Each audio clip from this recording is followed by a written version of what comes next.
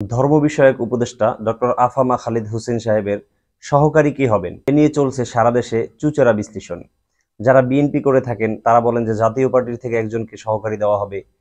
যারা বাংলাদেশ ইসলামী ছাত্র শিবিরের সাথে যুক্ত আছেন তারা বলেন যে হাফেজ রাশেদ ভাইকে দিবেন, কেউ বলছেন অন্যান্যদের নাম। এবং যারা ইসলামী আন্দোলন করে তারা বলছে যে মুজাহিদ কমিটির থেকে একজনকে দেওয়া হোক।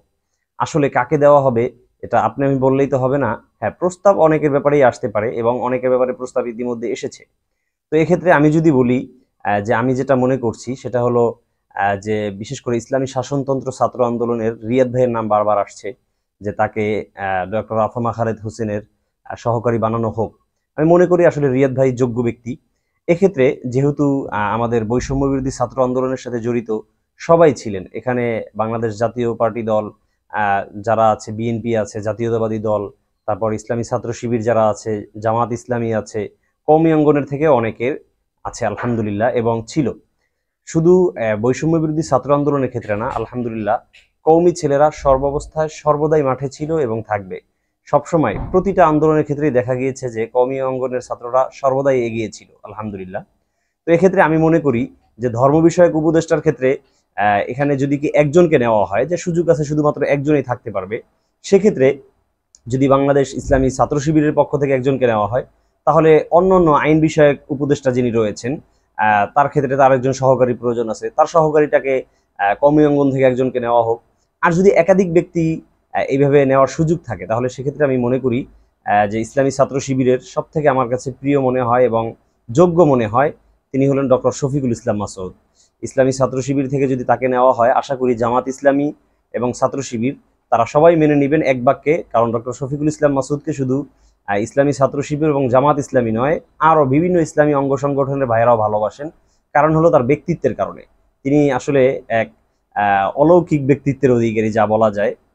এত জুলুম নির্যাতন, তারপরও তার বাকশক্তিকে কখনো রুদ্ধ করে রাখা সম্ভব হয়নি। এর থেকেও বড় ব্যাপার হলো তিনি অত্যন্ত মেধাবী এবং আমি মনে করি এই ক্ষেত্রে তিনি অত্যন্ত যোগ্য। এজন্য যদি ছাত্র শিবিরের থেকে নেওয়া হয় তাহলে আমি মনে করি, যেহেতু ডক্টর শফিকুল ইসলাম মাসউদ ভাই সম্ভবত জামাত ইসলামীতে চলে গিয়েছেন, তারপরেও তাকে যদি নেওয়া হয় উভয় দল ইনশাল্লাহ মেনে নেবেন। দ্বিতীয় থাকে যদি কওমি অঙ্গন থেকে কারো নাম প্রস্তাব আসে তাহলে সেক্ষেত্রে আমি বলবো অবশ্যই আলী হাসান ওসামার নাম। আমাদের কওমি অঙ্গন থেকে প্রিয় ভাই মুফতি আলী হাসান ওসামাকে নেওয়া যেতে পারে ধর্ম বিষয়ক উপদেষ্টা সহকারী হিসেবে।